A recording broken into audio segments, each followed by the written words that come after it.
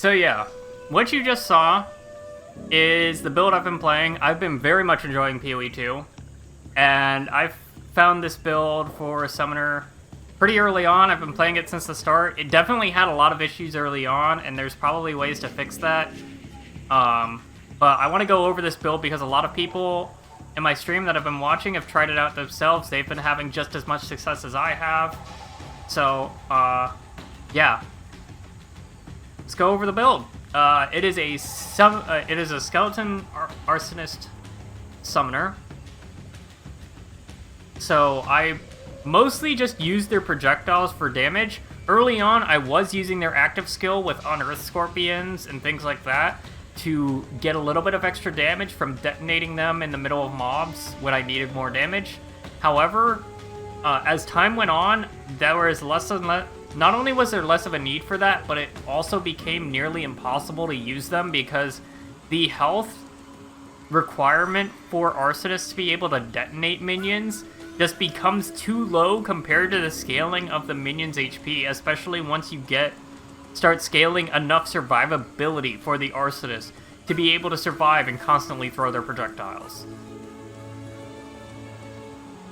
But yeah, early game, Unearth plus Arsonists, detonate the skeletons. I would definitely add in SRS if I went back earlier. But yeah, because SRS is also pretty decent. I just didn't try it early enough. So the main thing I did with Skeletal Arsonist was I tried out using Scattershot and Magnified Effect on them, and trying to see would the projectiles get a good amount of overlap. And the moment I socketed these two gems in and started using it, alongside the flame wall that I already had in order to buff projectiles that pass through them, I knew I had something pretty good going on here. And I stuck with Magnified Effect and LMP in my Skeletal Arsonists for pretty much the rest of the game. I tried out Frost Mages, and I was kind of surprised how not great they felt with the same setup. I don't know how I was struggling so much with them in comparison, but they just did not feel like they had the same level of damage. Every link after Scattershot and Magnified Effect is just going to be damage at this point. Like Immolate, Feeding Frenzy, the added fire damage, things like that. But otherwise, yeah. Skeletal Arsonist working with Flame Wall was the core idea. Flame Wall, again, is basically just a support, so I just want to make sure I cover the most amount of area with Flame Wall as possible to make sure that no matter where my minions end up being or going, or whatever else, that their projectiles are likely to pass through the Flame Wall for more damage. So I went with Fortress and Spell Cascade. And despite this giving a gigantic amount of less damage, it does not matter. No matter what support you put on this gem, the damage of the projectile pass-through effect will not change. You can actually see it here, 50 to 72. If I remove Spell Cascade, it is still 50 to 72. So, yeah. I still run Unearth at this point, but it is Infernal Legion plus minion instability. This just gives me a little bit of extra damage on clear. I don't know how effective it exactly is, but it also clears some on-death effects. Like if you've been through Act 3 and run into those guys that explode like 3 seconds after they die, this actually just ignores that if you use it on them. Like if you turn them into a minion to get rid of their corpse, it gets rid of that, so that part's cool. I think they do a decent amount of damage, and because they both scale from plus spell gems and plus minion gems, they get a high level very easily. You'll notice here that they have 3,200 life already. So they'll do pretty decent damage, at the bare minimum, by detonating for 15% of life. As you'll notice, I am an Infernalist, so I'm running an Infernal Hellhound. One thing I did put on it is Splinter, because its default attack is actually pure physical. And if you look here, on the projectiles, there is actually a good amount of physical damage on it. It is not fully fire damage. I don't know if this is a conversion thing or not. It doesn't say anything on the gem, but with the way this damage distribution is, I would not be surprised to hear that it might actually be Fizz converted to fire. Raging Spirits also do a small amount of physical damage as well, so the armor break is nice. And the other gems are just, since I'm at tier 3 supports now, I have just the fire exposure, which does work on Summon Infernal Hellhound's aura. I don't know why you can't put it on Flame Wall, but it is a very nice effect to passively get fire exposure without having to use something like Incinerate. Or having to force hits to get an Ignite or something like that, which could be unreliable. Raging Spirits, I wish I had started using these earlier. All they really need is Martial Tempo for faster attacks and like Fire Infusion or something like that, and they're pretty solid early on. At this point, they're basically more of support. They, like, a little bit of extra passive damage. I don't know if I'll get rid of these eventually, but they are nice to have. Maim is also pretty alright because they tend to spread out a lot, so it can slow enemies down a little bit. I don't know what I'm gonna do with these, necessarily. Everything else is pretty obvious support stuff. Bone Storm's just more damage. Bit annoying to use, especially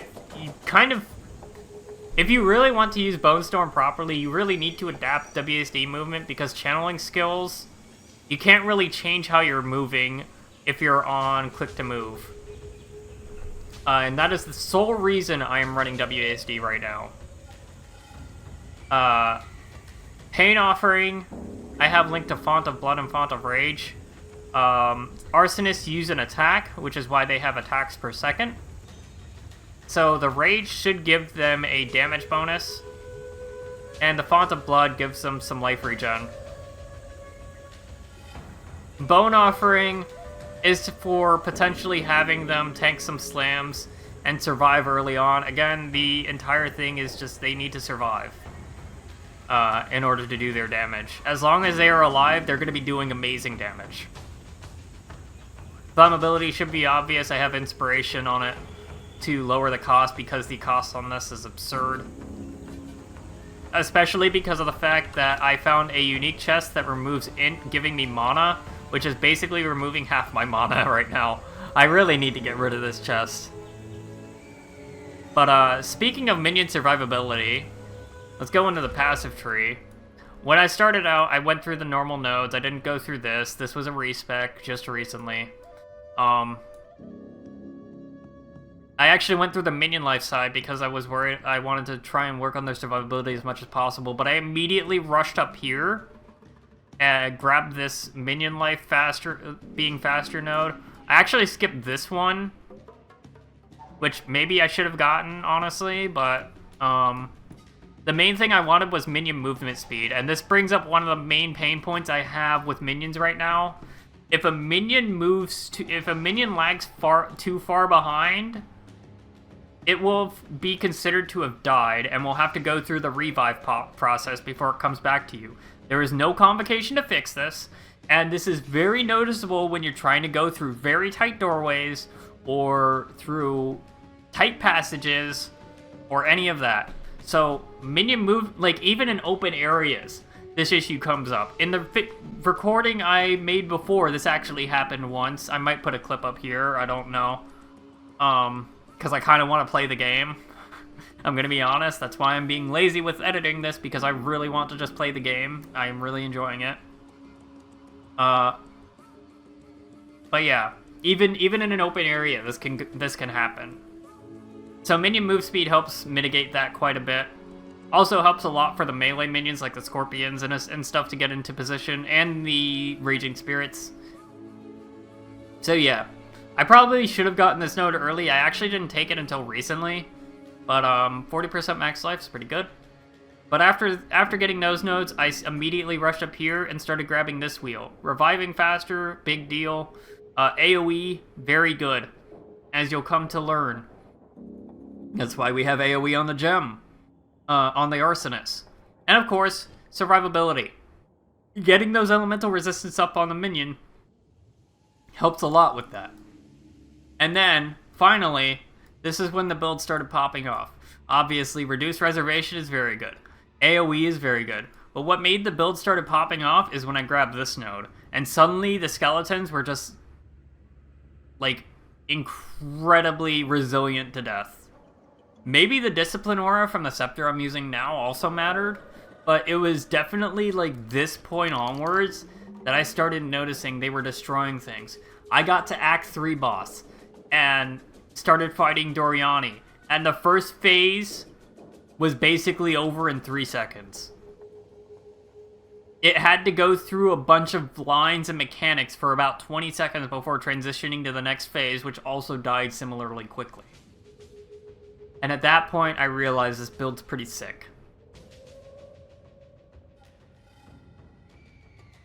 After that, I actually went down here, and I also got more elemental resistance. I actually grabbed this whole cluster, which probably was entirely unnecessary. And then I grabbed all of this stuff. I got some life regen stuff. And considered going into mono regen to help with the chest issues that I'm having. I will probably end up going ES eventually, but yeah.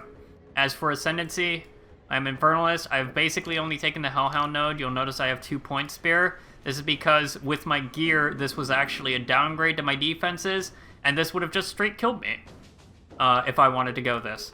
Ultimately, I think I'm going to be going this way to buy that stuff for Spirit and Energy Shield. I will probably do that.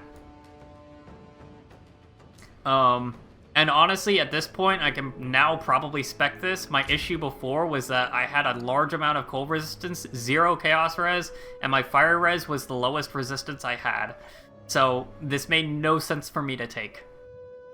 So I just sat on the points. I will probably be taking these when I start streaming again, shortly after this video is uploaded. And yeah, as for the gear, Scepter has +3 minion and Spirit. The rest of it's pretty dog shit. The helmet has +2 minions. The rest of it's pretty dog shit. I went over the chest having 100 Spirit. I honestly just want to use a normal chest at this point, I think, but I will probably stick to this until at least maps, because it is working. My wand is a life sprig I found pretty early on. I actually think when I got this, I started using it, and I think I regret that, because it actually meant that my unearthed scorpions were too high of an HP to be able to be instantly detonated the moment they were summoned. So I don't know if I regret using this, but it is pretty solid now. And this is definitely by no means necessary to run the build, because I've seen plenty of things like +2 all spell skill wands in the vendor that would work just as fine. You could just use cast speed wand instead. This is only giving you more damage bonus for the flame wall projectile bonus and like unearth having a higher level and things like that. Totally unnecessary, because Arsonists are just doing a lot of damage by default, honestly. I might even go with a shield. An ES shield would honestly be fantastic, and I think it's probably what I'm going to ultimately end up on. The amulet has Spirit. This was from a vendor. There is also a Spirit base type amulet that could be pretty good to use. This belt was really early on, just random, and I haven't replaced it since then. These boots are basically just 20 move speed and otherwise garbage. This topaz ring is pure garbage, but it has a rarity, so that's cool. I mean, I didn't even realize it has a rarity. It has the dexterity too, which was kind of an important thing, which was kind of awkward, gonna be honest. This was a recent craft that I got lucky on. And this was a was a drop that I got. And the exalts kind of landed garbage.